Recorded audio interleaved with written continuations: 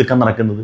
ഇന്ന് നമ്മളേറെ ബഹുമാനിക്കുന്നവരുടെയൊക്കെ ഭാര്യമാർ ഹോസ്പിറ്റലിൽ പോയി പ്രസവിക്കുന്നു, ഓപ്പറേഷൻ നടക്കുന്നു, ഇതെല്ലാം നടക്കുന്നില്ലേ? അപ്പോൾ അവരെല്ലാം മണ്ടന്മാരാണ്.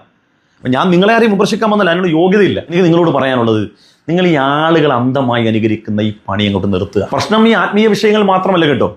സമീപകാലത്ത് അറിയാം, അക്യൂപഞ്ചറിസ്റ്റ് ഭർത്താവിനോട് വീട്ടിൽ പ്രസവിപ്പിച്ചാൽ മതി, ഹോസ്പിറ്റലിൽ കൊണ്ടുപോയാൽ കത്തി വെക്കുമെന്ന് പറഞ്ഞപ്പോൾ വീട്ടിൽ പ്രസവമാക്കി പെൺകുട്ടി മരണപ്പെട്ടു പോയി. നമ്മളൊക്കെ വായിച്ചിട്ടുണ്ട്.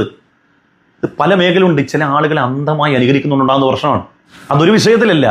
ഇന്നത്തെ ഏറ്റവും വലിയ ദുരന്തം എന്ന് പറഞ്ഞാൽ ഈ യൂട്യൂബ് വഴി പല ആളുകളും പറയുന്നത് കേൾക്കുകയും അംഗീകരിക്കുകയും തൊണ്ട തൊടാതെ വീഴുകയും അവരുടെ ആരാധകന്മാരായി മാറുന്ന, ഫാൻസായി മാറുന്ന ആളുകളുണ്ട്. അതൊരു വിഷയത്തിൽ മാത്രമല്ല, പല വിഷയത്തിൽ. നിങ്ങൾ ആലോചിച്ച് നോക്കിയേ, ഭർത്താവ് അയച്ചു കൊടുക്കുന്ന പണം മുഴുവനും എവിടെയോ ആരോ കെട്ടിയ കൊടിയുടെ താഴെ കൊണ്ടുവന്ന് കുന്നുകൂട്ടിയിടുന്ന ആളുകൾ നമുക്കിടയിലില്ലേ? അതും ഒരു അന്ധത തന്നെയല്ലേ? ആരാണ് ഈ മനുഷ്യന്മാർ? ഇവരുടെയൊക്കെ ക്വാളിറ്റി എന്താണ്?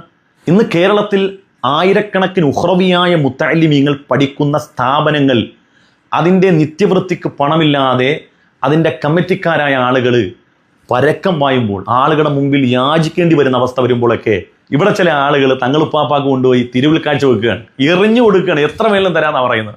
നിങ്ങളുടെ കയ്യിലുള്ള ഈ പണം കൊണ്ടുവന്ന ഒരു മുത്തഅല്ലിമീൻ നിങ്ങളൊരു കിതാബ് വാങ്ങിക്കൊടുത്താൽ ആ കുട്ടി പഠിച്ച വിജ്ഞാനം അനന്തമായി മറ്റുള്ള ആളുകളിലേക്ക് പകർന്ന് ഗമിക്കുകയാണ്. നമ്മൾ മരണപ്പെട്ട് കാലങ്ങൾ കഴിഞ്ഞാലും നമ്മുടെ ഖബറിലേക്ക് നൈരന്തര്യമായി അതിൻ്റെ പ്രതിഫലം ലഭിക്കുകയും ചെയ്യും. പക്ഷെ അതൊന്നും ആളുകൾക്ക് വേണ്ട. ആളുകൾക്ക് ഇഷ്ടമെന്ന് പറഞ്ഞാൽ ഇത് തന്നെ. ഒരാൾ കസേരയിട്ട് അവിടെ ഇരിക്കുക, അയാൾ മാഷാ അല്ലാ എന്നൊക്കെ ഇങ്ങനെ പറയുക, അയാളുടെ മുമ്പിലേക്ക് എത്ര വീണലും വാരി കൊടുക്കാൻ ആളുകൾ തയ്യാറാണ്. ഈ കൗമിനെ ആര് പറഞ്ഞ് നന്നാക്കാനാണ്? നിങ്ങൾ ഇതൊന്നും കണ്ടുപോയി. കാണാൻ കൊള്ളാത്ത നമ്മളാരും നല്ലൊരു കണ്ണട വാങ്ങി ആരെങ്കിലും പ്രേമിക്കുക അതുമില്ല. അങ്ങനെ ഇപ്പൊ എല്ലാരും കണ്ണട വെക്കണം. അങ്ങനെ ഇപ്പം എല്ലാ ഉലിയാക്കന്മാരും കണ്ണട വെക്കുകയാണെങ്കിൽ ഞാനും കണ്ണട വെക്കുക. ഞാനായിട്ട് മാത്രം തന്നെ കുറക്കുന്നത്. അടക്കട്ടെ. നമ്മളെ പ്രേമിച്ചാണ് അതെ അതെ അതെ അതെ. ഗൂഗിൾ പേ ശരിയായി, ഗൂഗിൾ പേ ശരിയായി. ഇനി ഞാനും ഒരു പണി അങ്ങോട്ട് തുടങ്ങാൻ പോകും. അങ്ങനെ അങ്ങോട്ട് വിട്ടാൽ പറ്റൂല. എനിക്കും ജീവിക്കണം. നമുക്കുള്ളത് കൊണ്ട് ഇങ്ങനെ സന്തോഷത്തിൽ പോകണം. എന്ത് സുഖമുള്ള പണിയാണ്. ഞാനും തുടങ്ങാൻ പോകണം. നിങ്ങളെല്ലാം എൻ്റെ ഒപ്പം നിൽക്കൂലേ? ഞാനും വിടുന്നില്ല. ഞാനൊരു കൊടിയൊക്കെ കുത്തി റിങ്ങൊക്കെ കെട്ടി ഞാനും ഇതെല്ലാം കൊണ്ട് തുടങ്ങാൻ പോവാം. നിങ്ങളെന്നെ ഇട്ടേച്ച് പോരുത്. എനിക്ക് അതേ പറയാനുള്ളൂ. ജീവിക്കേണ്ടേ? എന്ത് ചെയ്യും? ഒരു മാർഗ്ഗമില്ല. ഈ പള്ളിയിൽ കിടന്ന് നമ്മളിങ്ങനെ ഒരു മാസക്കാലം ഇങ്ങനെ തുഴഞ്ഞാൽ ഒരു കരയിൽ നിന്ന് മറുകരയെത്താൻ എന്തെല്ലാം പാടുപെടണം, എന്തെല്ലാം ബുദ്ധിമുട്ടണം. കല്യാണക്കാർ, വരവാസോലിക്കാർ, ഇവർക്കെല്ലാം കൊടുത്തു തീർക്കണ്ടേ?